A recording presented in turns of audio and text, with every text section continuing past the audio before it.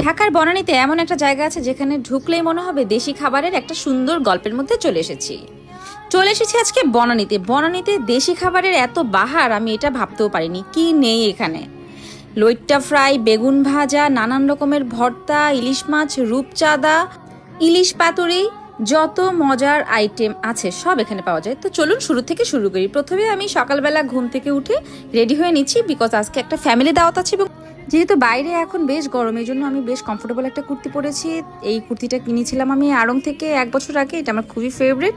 যাওয়ার সময় আকাশের দিকে তাকিয়ে একদম আকাশের প্রেমে পড়ে গিয়েছি। আচ্ছা, আমার মতন আর কার কার শরৎকাল ভীষণ পছন্দ এবং শরতের আকাশটা ভীষণ পছন্দ জানাবেন। কথা বলতে বলতেই চলে এসেছি রেস্টুরেন্টে। মজার বিষয় হলো, আগে এই জায়গাতেই কিন্তু ছিল সালাম কিচেন। স্পেসটা প্রায় একই, তবে বিরিয়ানির ঘানের জায়গায় এখন দখল করে আছে খাঁটি বাংলা খাবারের সুবাস।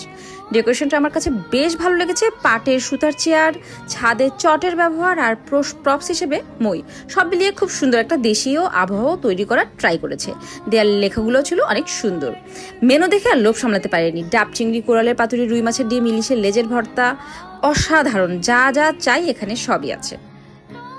আমরা প্রায় 10 জন মতো মানুষ গিয়েছিলাম। এখানে ছিল ইলিশ মাছের লেজের ভর্তা এবং সাথে যত রকমের ভর্তা আছে ওদের সবগুলো ভর্তা। আর ট্রাই করেছিলাম লইট্টা ফ্রাই, রুই মাছ ভাজা। রুই মাছ ভাজাটা ছিল অসাধারণ। ইলিশ মাছের লেজের ভর্তাটা একদম মাস্ট একটা ট্রাই আইটেম। আমরা খুবই তৃপ্তি করে খেয়েছি। ভর্তা ভাতের পাশাপাশি আচারি মুরগির মাংসটা আমার কাছে অসাধারণ লেগেছে। মনে হচ্ছিল যে আচার দিয়ে ভাত মাখিয়ে খাচ্ছি। আর পাশাপাশি ছিল হচ্ছে ডেজার্টে ডাবের পুডিং, গুড়ের পায়েস। গুড়ের পায়েসটা একদম মাস্ট ট্রাই আইটেম।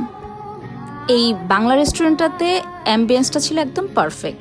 ফ্যামিলি এবং ফ্রেন্ডস নিয়ে গেট টুগেদারের জন্য একদম পারফেক্ট। আপনারা যদি যেয়ে থাকেন, কেমন লেগেছে আপনাদের কাছে আমাকে জানাতে ভুলবেন না। আমার পেজে নতুন হলে ফলো বাটনটা একটু ক্লিক করে দিবেন। সবাই ভালো থাকবেন।